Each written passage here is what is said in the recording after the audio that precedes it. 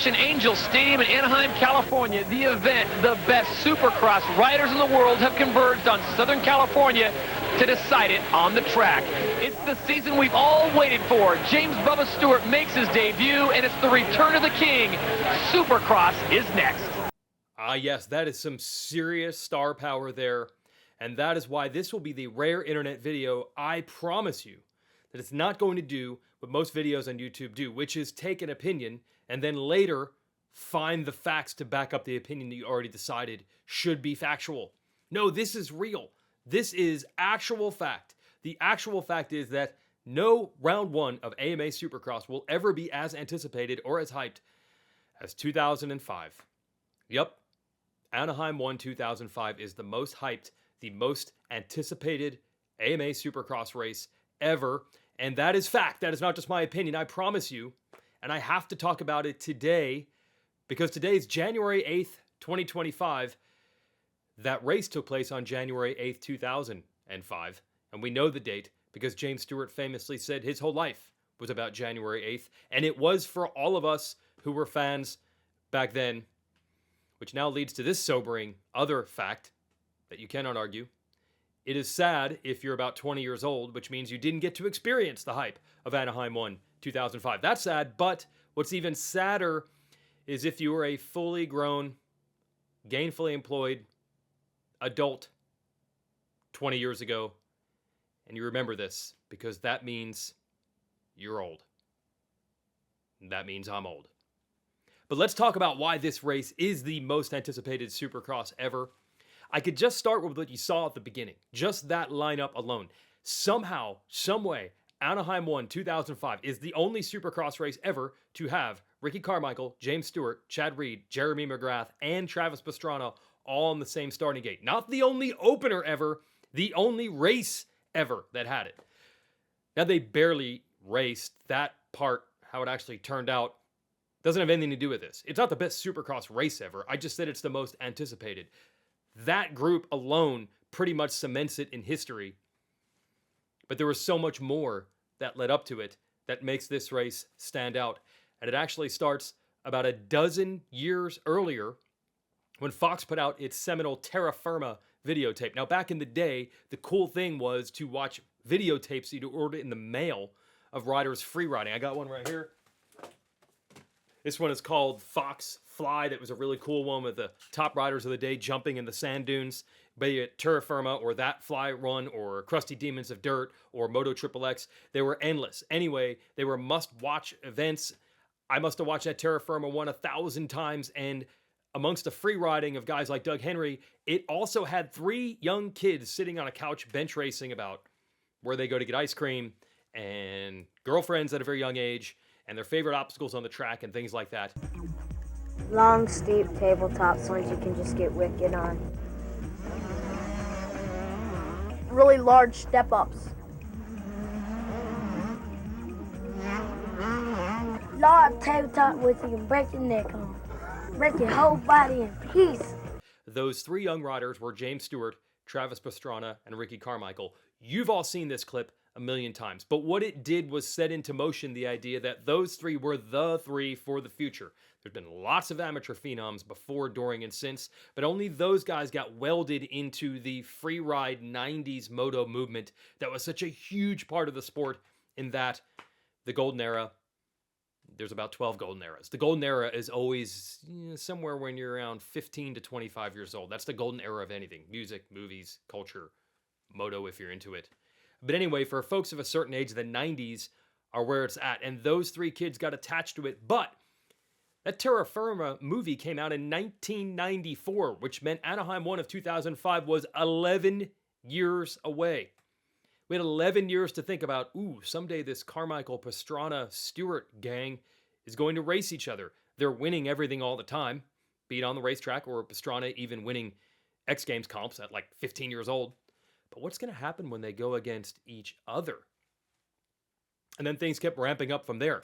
Thanks to Jeremy McGrath, not long after that 94 time, the sport was absolutely exploding in popularity. And then Pastrana and his X Games peeps boosted the sport in another way. And then NASCAR was also in its zenith. So motorsports in general and action sports were coming together, growing like never before. And Supercross was the ultimate zenith of both. So you had a sport that had rocket fuel attached with it. And you had these stars who we had been anticipating racing each other for about 12 years, which is not a combination that you'll ever get again. For example, a lot of people right now might already be in anticipation of maybe Anaheim 1 2026 is Jet Lawrence versus Hayden Deegan, maybe, or maybe 2027. Either way, that rivalry will only have been 2 to 3 years in the making by the time they race.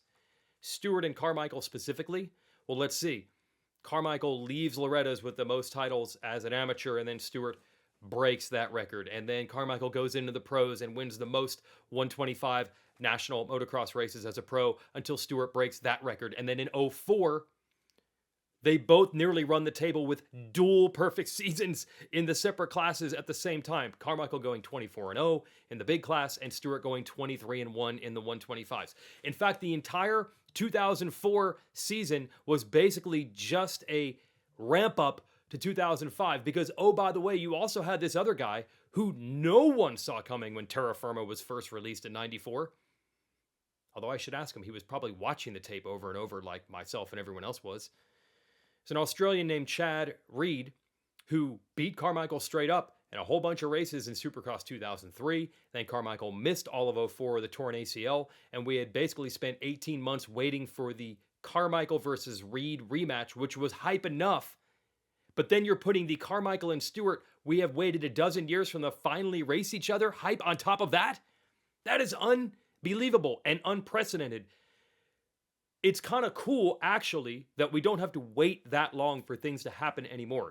It's not like we had, oh man, maybe someday Jet Lawrence and Hayden Deegan will race each other. We were not thinking this back in, say, what would be the equivalent? This would have to be 2012, 2013. We would have had to start thinking about that to start hyping it up for the amount of time before they finally really race each other the way we waited for Stewart and Carmichael. And then to throw in the Reed angle and to throw in Jeremy McGrath, the winningest Supercross rider of all time, coming out of retirement after not racing in 03 or 04. I don't think that had anything to do with those guys entering the chat. That was just McGrath decided he wanted to show everyone he still had a little something left in the tank. And oh, by the way, Pastrana, who we thought was done as a racer, he did not race in 04, also decides to reignite his racing career. And that's how you get those 5 big names on one gate. Honestly, you could have penciled in the opening round of Supercross 2005 way back in 94 as a must-watch just because of the Stewart Carmichael breaking each other's records hype alone. But then Pastrana coming back and McGrath coming back and Reed emerging as an equal to all of those guys just made it that much better. Like I said, we all have opinions on the internet that we have the opinion first and then we find some facts to prove it later. Since my opinion, I swear it's factual, is that Anaheim 1 2005 is the most hyped Supercross ever. Here's my fact to back it up. When McGrath, Reed, Stewart, and Carmichael were all retired, those 4 were the top 4 on the all-time Supercross career wins list. They were all on the same gate that night. Now, it didn't last for multiple reasons. For starters, the Moto Gods said this is too much. We've waited 11, 12 years for this. We cannot have all of this decided in one night. Slow your roll, everybody. Let's dampen the enthusiasm. And the race turned out to be an epic mutter thanks to El Nino. I had never heard of El Nino until I was out in California that week, and the race was an epic mud race. We know that that doesn't really prove anything, and true to form, Carmichael went down in the main, Reed had brake problems in the main, Stewart went down in the main. None of those guys even won. Kevin Windham won, and Mike LaRocco finished second for that matter. And then Stewart broke his arm in qualifying at the very next race in Phoenix, so we did not get to watch them race each other on a dry track until later in the year when Stewart came back from injury in Orlando, but by then McGrath was gone because he was only going to race half the season as a part-time racer, and Pastrana was, I know you're not going to be surprised to hear this, cycling in and out of the series with injuries. So that's why Anaheim 1 2005 is the only one with all those guys on the gate. But it would be impossible and honestly unfortunate if you want to replicate a race that had 11 years of waiting and anticipation to finally see happen, the first race ever between Stewart and Carmichael, even if you're only 20 years old, you can surely grasp the concept of why waiting to finally see those two head-to-head for the very first time. They didn't race at all at any type of amateur race, mini-cycle race, or anything like that, because they're about 5.5 years apart on age. Yeah, that's big, and it can't be replicated. That's not to say that hashtag Deep Field or hashtag Who's Next or any of the other things that we're using to hype current day racing isn't warranted. It's going to be awesome to be at round 1 of Monster Energy AMA Supercross at Anaheim this weekend. And if your opinion is that it's the most stacked ever, I can give you a fact that you can find later to back that up. It's the first round 1 that will ever have 5 riders who have all won the Premier Class Supercross Championship all on the gate at the same time.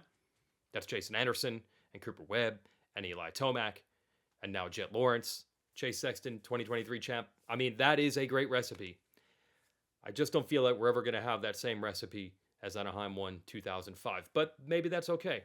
Because when the hype gets so crazy that it ends up being a mud race and then you don't get to see any of the things that you wanted to see until halfway through the year, that's not a happy ending. Let's hope we get better this weekend. But just don't forget, don't let the recency bias get you. All Anaheim ones are anticipated, but nothing is anticipated like that. Our whole lives were about January 8th. Whether you were alive at that time or not, it's still the one you need to remember, even if you barely remember it.